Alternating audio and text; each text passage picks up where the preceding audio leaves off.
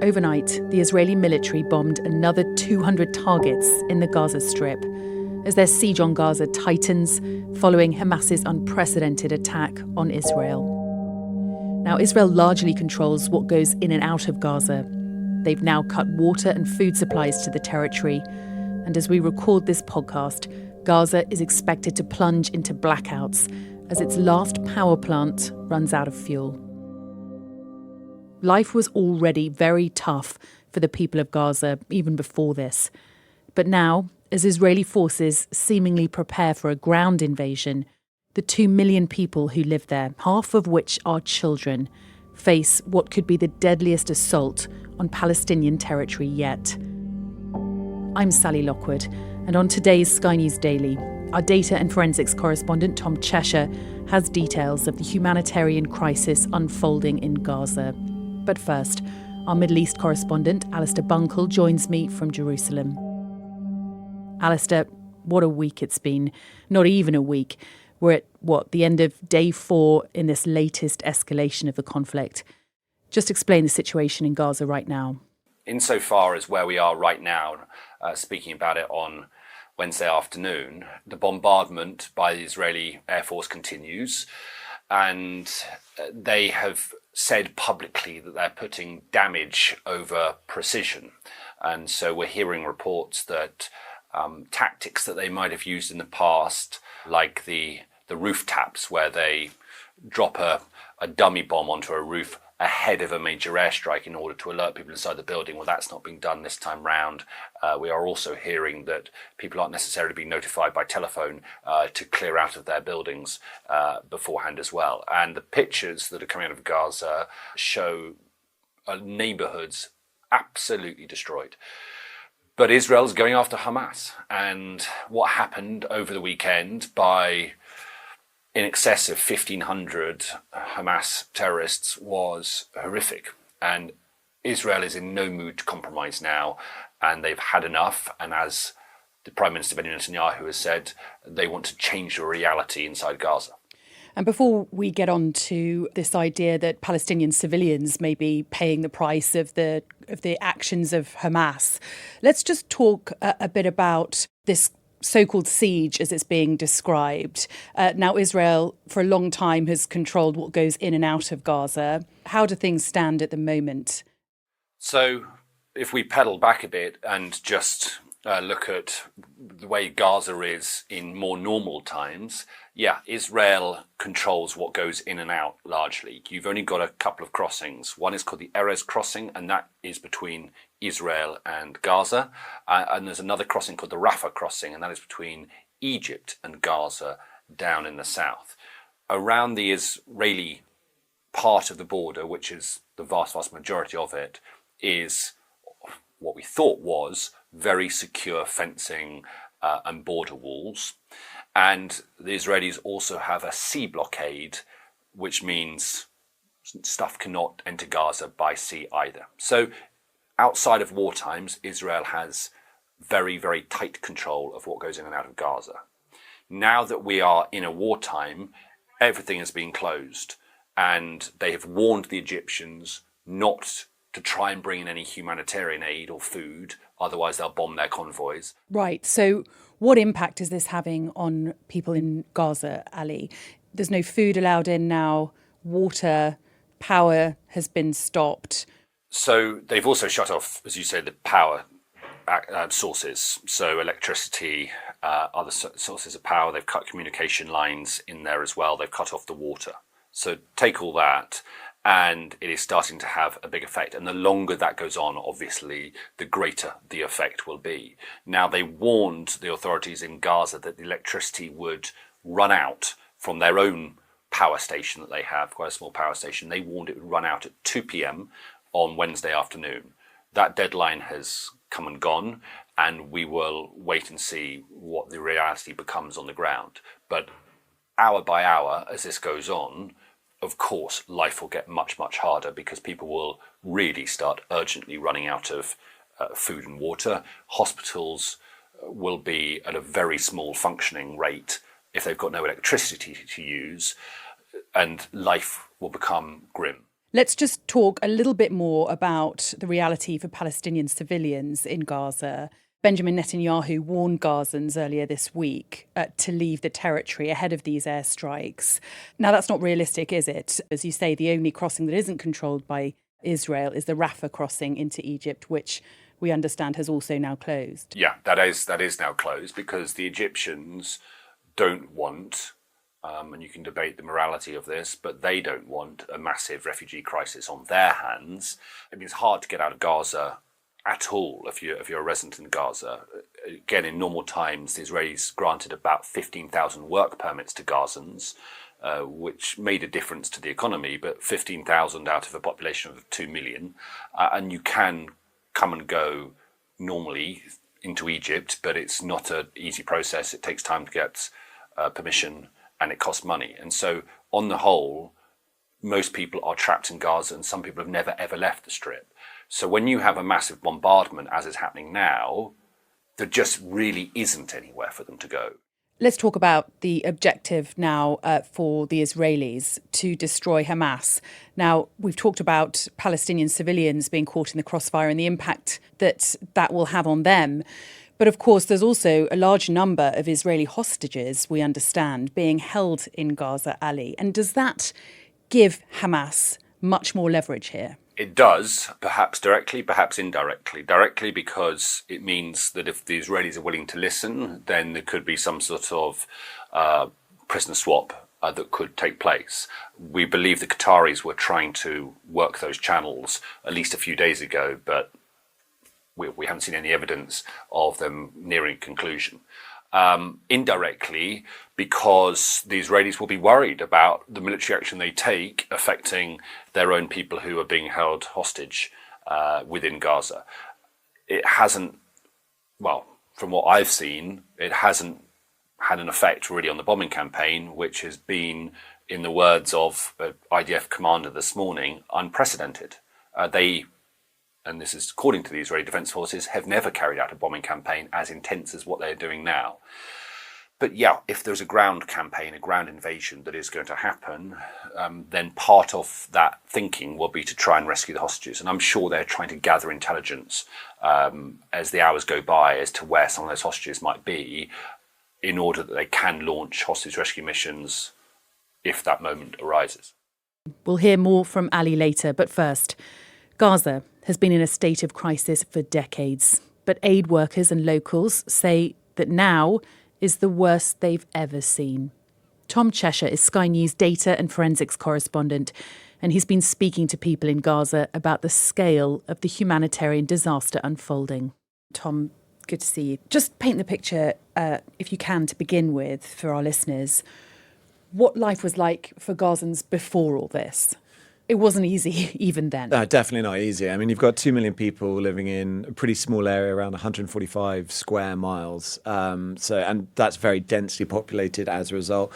And of course, Israel and Egypt control access to it. So really relying on donations, on food coming in, funding from abroad, which previously came from Iran and Qatar, although Qatar cut their funding earlier in summer. So you've got, 1.2 million people, more than half the population, rely on some sort of food donations. That's a normal day in Gaza before any of this had started happening.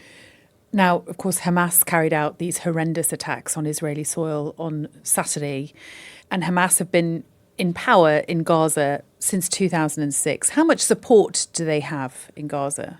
Well, it's hard to tell exactly because they haven't held an election since that election in 2006, where they did win, a majority of the seats. And then since then, it seized control. It hasn't had elections. That doesn't mean we don't have an idea, though. There is good polling done. The latest one we're looking at yesterday actually was June this year. So that's relatively recent data. And if you look at that, one of the questions asked is who should be the representative of the Palestinian people? And this is polling done in the West Bank as well. If you look at Gaza in particular, 36% of people who were replying to this said that Hamas should be the leader, the representative of the Palestinian people.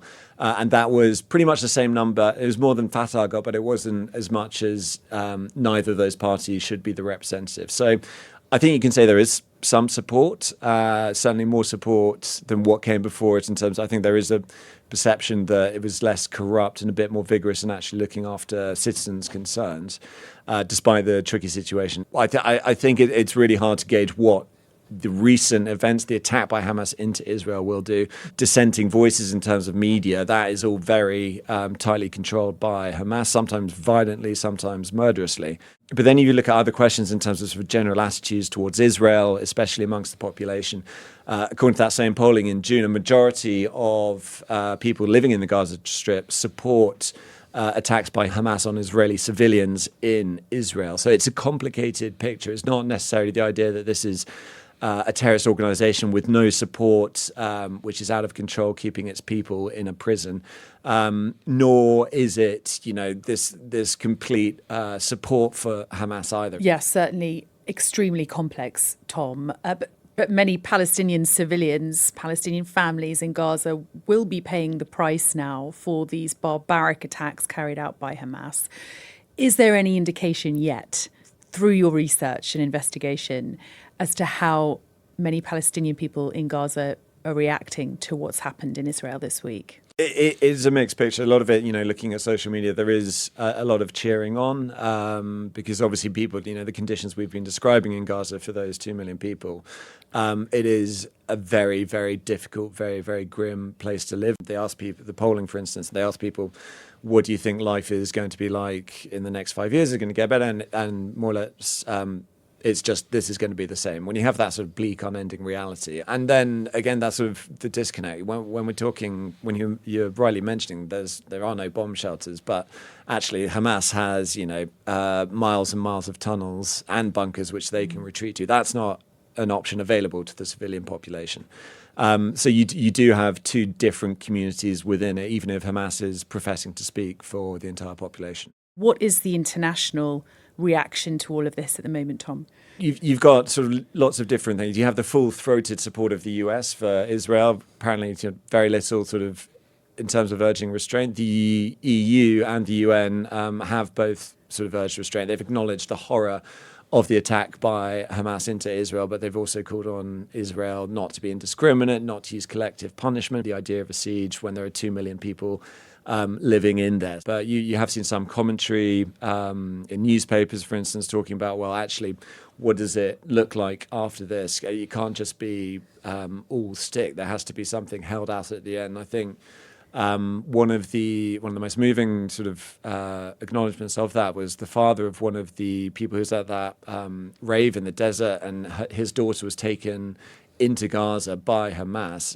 Really horrifying. You might remember she was put on a motorbike. She had her arms stretched out saying, "Please don't kill me, please don't kill me." And her father gave a very powerful interview to Israeli media where he talked about peace and he talked about the other side suffering as much. And that's the sort of view which is maybe perhaps being lost at the moment, but is felt by people. Israel's on a war footing, is officially in war, but there are plenty of people within Israel, plenty of people within Palestine, of course, who do want to find a solution. But right now, it's obviously not the dominant tone of conversation. You make a good point. There are people on both sides who want the same thing. They want peace, but it just seems so remote at the moment. Tom Cheshire, thanks so much for speaking to us.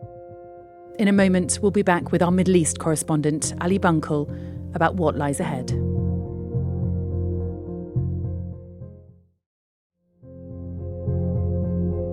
There are many questions, but perhaps one of the biggest ones is what happens now? Ali Bunkall, our correspondent in Jerusalem, is still with us. Ali, it does seem that a ground offensive into Gaza by the Israelis is now very likely.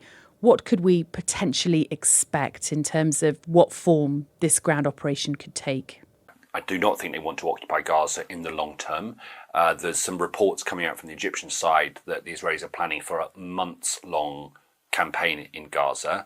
And as I've said, the target is to eliminate Hamas completely. And so it might be that they stay there for as long as it takes to do that. Then they will withdraw, and then we have further questions about who then takes control of Gaza, what sort of political body is put in place. But that is for a later date. As for the ground invasion, when will it happen? And this is another calculation the Israelis have got to make. On the one hand, they'll want to keep the bombing campaign going on for as long as possible in order to soften up Gaza so that when they do go in, Hamas pose less of a threat than maybe they do now. But on the other hand, they'll be conscious that as long as pictures of destruction in Gaza and civilian casualties in Gaza keep flooding international airwaves, they do not want to lose the massive international public support that they have right now because of the atrocities they've suffered on Saturday. And so that is the calculation the Israelis have to try and make. And as you painted quite the picture, Ali, of just the complexities for the Israelis in terms of trying to weed out Hamas. Just for any listeners who aren't familiar with Hamas, they've been in power in Gaza since, 2006? Could you just remind listeners how they came to power? Well, they came to power because there were elections in Gaza in 2005, and then the following year there was a very bloody battle fought between two Palestinian rival factions, Hamas and Fatah, and Hamas ultimately won and took control of the Gaza Strip. Fatah are the major party in the West Bank, the other part of Palestinian territory, and they control the PLO, the Palestinian Liberation Organization, but the two are big rivals. Ever since then, Hamas have had control of Gaza, and they have two wings. They've got a political wing and a military wing, and it's the military wing who are responsible for attacks on Israel. Hamas have been really quiet over the last few months. It's had us here all wondering why. Were they looking at a different path forward to the future? Were they looking potentially for a more peaceful path in order that some sort of agreement might be found? As it turns out, it could not have been more the opposite. But what they've also been trying to do is start to have a presence in the West Bank as well in order to challenge the waning power of the Palestinian Authority in the West Bank. Perhaps in the event that Mahmoud Abbas, who is the Palestinian president, elderly and quite poorly Palestinian president, when he dies, there'll be a power vacuum, and it's looked like Hamas wants to try and position itself to be the successor. But right now, they are in Israel's sights like never before, and probably will not survive this. Just a final thought from you, if I may, Ali. Obviously, you're in Israel, and we've seen months and months of protests from Israelis against judicial reforms being carried out by Netanyahu's government, against reforms to the Supreme Court.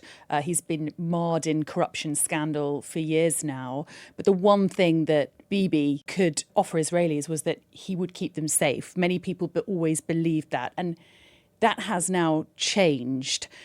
How are Israelis reacting to what's happened this week, and how are they feeling? What are you hearing? Yeah, it's been a very, very divisive year.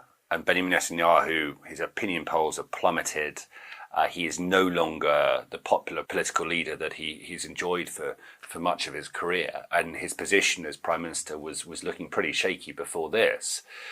Right now, in a state of war, Israel is pulling together like you wouldn't believe. You've got reservists who have been coming back from abroad, dumping their cars at the side of highways in order to go and join up with their units as quick as possible. Israel's a very small place. Everybody will be affected by this. They'll either know somebody who's been taken hostage, know someone who was killed in the attacks, or they will know someone who's going to join up to fight. And so the country comes together in moments like this. But what happened on Saturday morning was the most almighty failure of intelligence. It was unthinkable. People could never have imagined this would happen. And so at some point, the questions will have to be asked: how, why, and who is responsible? And Benjamin Netanyahu, the self-styled Mr. Security, is Israel's leader, and the buck will stop with him. And it's hard to see how he will survive this politically. That's it for today's Sky News Daily. See you next time.